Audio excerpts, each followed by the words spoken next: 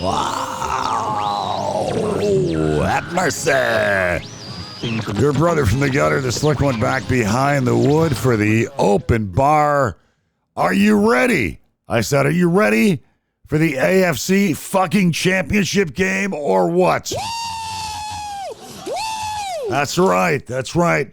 This Sunday, tomorrow, the fourth meeting between the Mahomes and the Josh Allen. The only modern day rivalry, get this, that's lasted longer than Mahomes versus Josh Allen, and that is the Peyton Manning-Tom Brady rivalry, a playoff rivalry, which went 5 games as opposed to our 4. However, I think there's going to be more of these games in the future. What do you think? Yes, it's Godzilla versus Mothra. It's the battle of the badasses. This one is for all the Yarbles. Sunday at Arrowhead Stadium. Now, twice the Chiefs have left us at the altar in the championship game. 1967, the Bills against the Chiefs in the AFL championship game, which, by the way, determined the first AFL team to represent in the Super Bowl. Could have been us in Super Bowl number 1 against the Packers. Might have actually given them a game. Instead, it was the Chiefs, and they got their ass kicked. We know what happened. And then, of course, what was it, 4 or 5 years ago, 2021, the Bills, the 13-second game. We all know what happened there. So now we're back at it again. We're back to the AFC Championship game, and the Bills are 1.5-point underdogs, which is good. Let me tell you something. I love being the underdog. After all, it worked out pretty damn good last weekend. Did it not? And everybody is saying that this is a different Josh Allen. And it's true. I mean, he's spreading the ball around this year. He's not trying to be Superman on every play. He's throwing the ball to whoever's open. He's not worrying about making anybody happy. Oh, my God, we got to get the ball to Diggs. And, oh, my God, I got to make something happen. I mean, it's a calm that's come over him. He's just the distributor of the football, and he's picking his fights to put on the cape. You know, he knows when to put on the cape and when not to put on the cape. You know, he's not afraid to throw the check down passes and maybe let his receivers try to get a few yards. He's not trying to make the big play all the time, and he has become the greatest protector of the football. As a matter of fact, I saw a stat that blew my mind the other day, and that is on the subject of Josh Allen's evolution. Josh Allen, get this, is playing the cleanest football of any quarterback in NFL history. That's right. This season, he has the lowest percentage of plays without a sack, plays without a fumble, and plays without an interception. 4.2%, the lowest percentage of plays without a sack, fumble, or interception. That is the most since the merger in 1970. Now, this is the same kid who threw a career-high 18 interceptions last year. Evidently, it's something he worked on in the offseason because he's really did a 180. He is the greatest protector of the football right now. In the NFL, the Bills are only averaging a half a turnover a game. So just like he worked on his accuracy, remember they said he wasn't accurate enough, so he worked on it. And Joe Brady, the offensive coordinator, you know, they got the running game happening now. They've got a lot of good receivers. They don't have anybody that's, a big superstar. But you know what? They're all pretty good. They all can catch the ball, and he's just distributing it to whoever's open. And it's working. And he's picking his, the place where he's going to take off and run. You know, he's picking his fights wisely. He's choosing his spots. And he now has 7 playoff rushing touchdowns. That's only one behind the NFL record, which Steve Young has for the most playoff rushing touchdowns in NFL history. Steve Young has one more. However, he did that in 8. He had 8 rushing touchdowns in 22 games. Josh Allen has 7 And he's only been in 12 playoff games already. So he's going to obliterate that record as well. Now, a lot of people seem to be worried, about the Bills running the ball because the Chiefs have the number 2 ranked rush defense in the NFL. And listen, am I worried about it? No, of course not. But then again, I'm full of wild turkey right now. So, but look, they said we couldn't run it against the Ravens. We did. They said we couldn't run it against Denver. We did. And we killed the Chiefs in time of possession in the last game that we played against them. I think the Bills have the best O-line in football. We got a quarterback that is very elusive, hard to get him on the ground. Not worried about the Chiefs' pass rush either. I think Amari Cooper could have some big plays in this game. I don't believe we had him last time. Did we? When we played the Chiefs? He's really opened things up for everybody else underneath as well. Even though he hasn't been getting a lot of targets lately, I think this could be a game where he stands out, where they may go to him. I know they asked him the other day, and he said he's not worried at all about it. And they asked him the same thing a couple of weeks ago. He goes, look, the one game you had 15 targets, the next game you had none. He said, I don't care. I've dreamed my whole life of being on a team this good. So I don't care how many times I'm targeted, as long as they win. And that's the attitude. That is a complete 180 from Stephon Diggs. So now, as far as injuries goes, the Bills will be without safety Taylor Rapp, the kid, the rookie, Cole Bishop. The Bills, they invested a third-round pick or a second-round pick in Bishop. So, he's going to be starting next to DeMar Hamlin. And the coach seems like he's pretty confident in him. He said that he got off to a slow start because he had the shoulder injury, but he's really improving each week, and he will need to be, on his P's and Q's because, of course, the Chiefs have Travis Kelce. And, they've got some weapons on offense there, the Chiefs. So, but I think the Bills, our defense, now that we're all healthy pretty much, except for Rapp, we've got our linebackers healthy. So, I think we can put some pressure on Kansas City as well.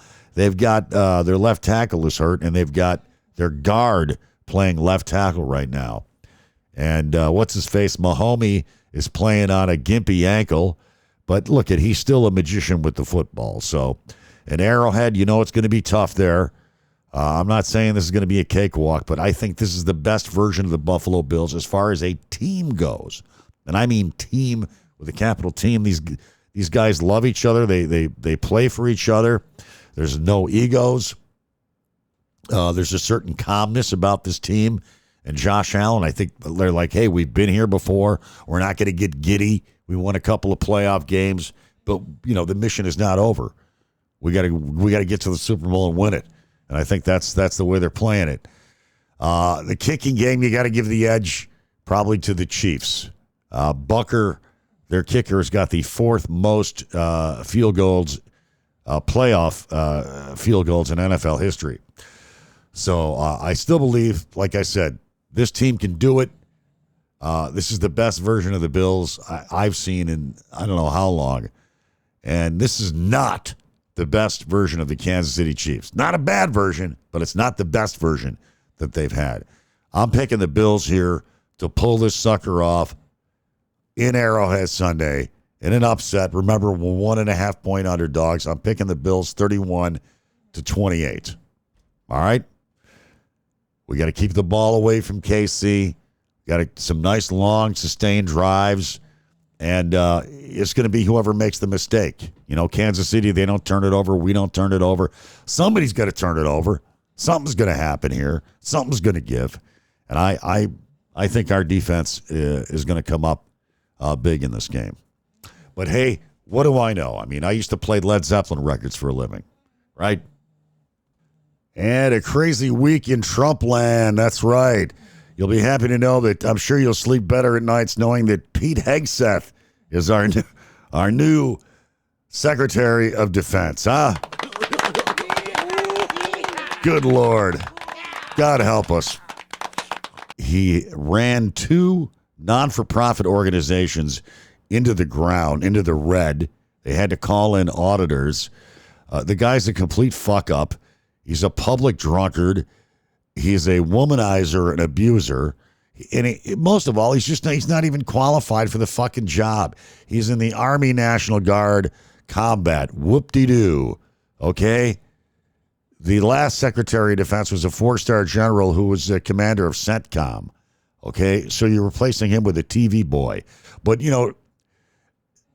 to Donald Trump, it's not how good you are at your job. It's how much you kiss ass and how good you are on television and how much you kiss his ass. That's what it's all about. It's all about loyalty. It's not about knowing what the fuck you're doing. That's not important. So what do we got? Tulsi Gabbard coming up this week. Russia loves her, boy. They put out special props when they heard she was going to be nominated for Director of Intelligence, which I'm sure a lot of our allies will stop sharing intelligence with us.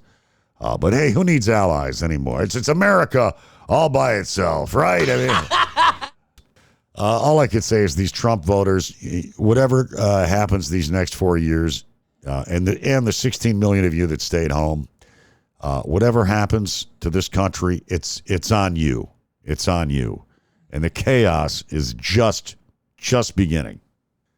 And letting Captain Hook, the leader of the Oath Keepers, letting this asshole out of the joint, and all the other jack-offs from January 6th, just unbelievable. Unbelievable. So I guess what this says is it's okay, it's all right to create violence and beat the shit out of cops with sticks and bear spray and flagpoles, and to tase cops and beat the crap out of them, as long as it's done in the name of our dear leader, Donald Trump. That's really what it is. So that's all I got for you right now.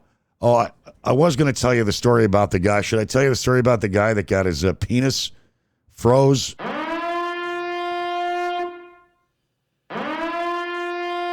Yes, it turns out one